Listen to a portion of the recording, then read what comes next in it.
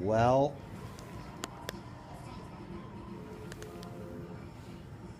no turning back now. What was he like? He was polite, intense, smart, really intimidating.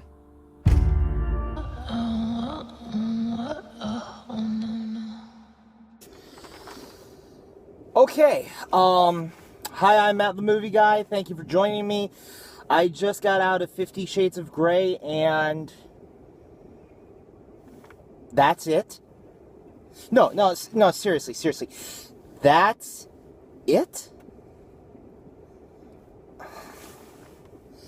I don't even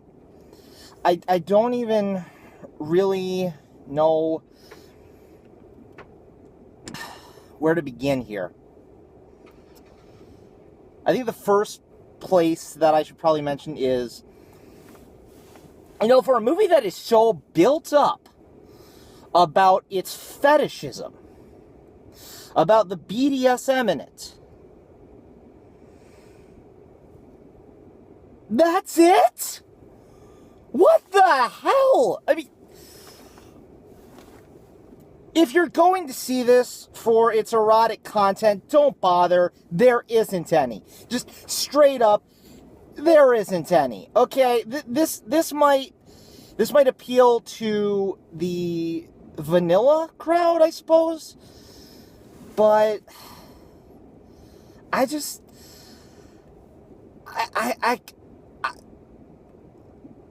look, if you grew up on the internet, you've seen much worse than this. That's all I'm going to say. If you've grew up on the internet, you've seen much worse than this already. So, with that in mind, I suppose we actually do need to talk about the story here. It is about a girl whose name is Anastasia Steele. Kudos to the parents for thinking of the most ridiculous name to give their daughter, because no one in their right mind would give their daughter that name. And it's about her. She goes to interview a 27-year-old billionaire for the college paper. Okay, now let's talk about this for a minute. I do want to talk about this. There is a difference between writing a personal fantasy and a story. There's a big difference between the two. A personal fantasy, you can write whatever you want because it's your fantasy. You can, if you want to be completely fawned over by Chris Hemsworth for no discernible reason, that's your fantasy. You go right ahead and have that, okay? But if you're going to tell a story, there has to be a reason why the super hot, attractive guy wants you. Okay? I understand why Anna wants Christian. 27-year-old billionaire who looks amazing. You don't really need any of... I mean, that sentence alone just tells you right there. Yeah, absolutely. But why does he like Anna? I still don't understand why he is attracted to Anna. Why he consistently pulls her towards her and pushes her away. Which, there is a fantastic scene in this movie where Anna drunk calls Christian and calls him out on all of his bullshit up to that point. And oh my god. I can already tell you right now, I have no problems with Dakota Johnson or the character she played. A lot of people talk about how it's very demeaning to women. But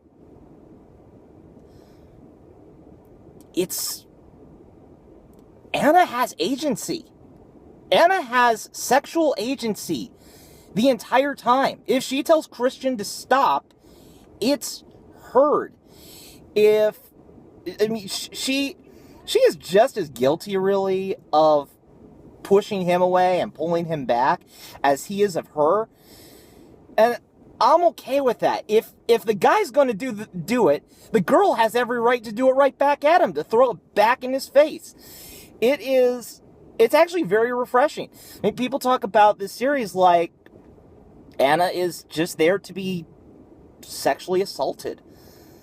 But that really isn't the case here at all. Like, she really wants to have a relationship with this guy. And she's doing these things for him to get closer to him, to understand him, but she has her limits. And, oh my God, I loved the scene where they had the business meeting about the dominant submissive contract.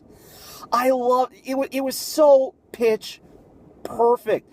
I mean, it was funny as hell, some of the things that they're saying. It's like they know what they're saying. They know it, and they are just relishing how completely ridiculous this whole scenario is. But it's just, beyond that, I mean, she is actively taking an approach towards this. It's like, I want to sit down with you. I want to talk about this. I want to tell you what I think is not okay. And I expect you to listen to me when I say that it is not okay. And he does! I'm truly astonished where all the vitriol. I mean, I understand these books are poorly written. I read like 50 pages of the first one, and it was, I'll tell you, not listening to Anna's narration the entire time in this movie, holy shit, does that do this story a whole world of difference. But it's, I mean, there are problems with this movie. This is not a good movie. I mean, it's just, it's not. But it's not a bad movie either, which is, I don't understand it. I don't understand where all the hate for this is coming from. This is harmless. I have seen much more shocking depictions of sexual assault in movies than this. I have seen, I mean, look, in terms of sexual fetishistic material, I mean, the scene in Dodgeball, where they wear the S&M gear to the match, that's about how risque this movie is. I am shocked, though, that for a movie that is much supposed to be from a female perspective and have a female agency, and it was written by a woman, it was directed by a woman, it is from a woman's perspective. There is not a lot of man cake here. There isn't. There's a lot of her. There's a lot of Dakota Johnson. You see her chest quite a bit. But you don't see a lot of Jamie Dornan, except from the waist up. It's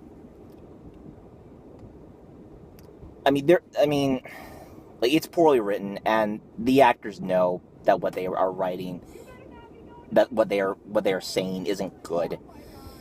The actors know what roles they are playing.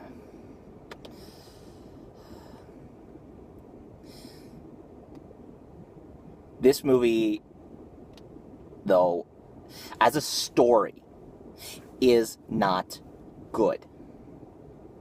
Because it has no arc. It is Christian and Anna going back and forth. I like you, I don't like you, I like you, I don't like you, I like you, I don't like you, for 2 hours.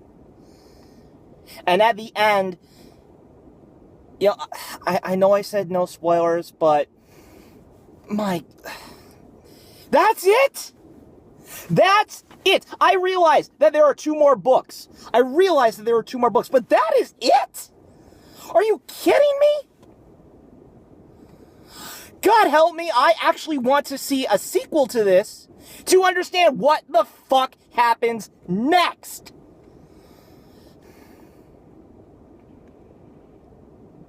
I'm going to wrap this up. It's not a bad movie. It's not a good movie, but it's not a bad movie. There's a lot to like in here. There is a lot of really good unintentional humor. It's very well shot.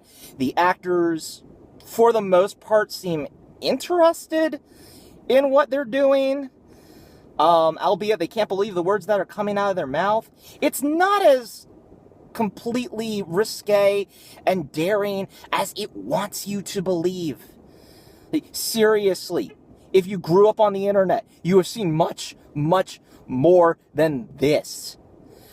But in terms of just a romance, in terms of just two people getting to know each other, I mean, it's okay. It's okay. And again, I really do like that Dakota Johnson's character, that Anna, has a lot of agency, that she makes a lot of her own decisions, and that she doesn't feel pressured by Christian to necessarily give in to all of his whims. I don't give it a go see it, and I don't give it a avoid it like the plague. If you want to see this, chances are you're going to find something to enjoy here. And count me surprised, this is not even remotely close to one of the worst movies I've ever seen. So, as somebody who, this isn't the material for me, this isn't aimed at me, take that for what it is. I didn't like it, but I enjoyed it. I didn't feel it was a complete waste of 2 hours, right up until that end point when I realized, oh shit, I've been baited for a sequel. So probably check in next year because, well, shit, I gotta see how this ends. Okay, again, thank you very much for watching. Like, comment, and subscribe, and I will see you all in the next video. Thank you. Happy movie viewing.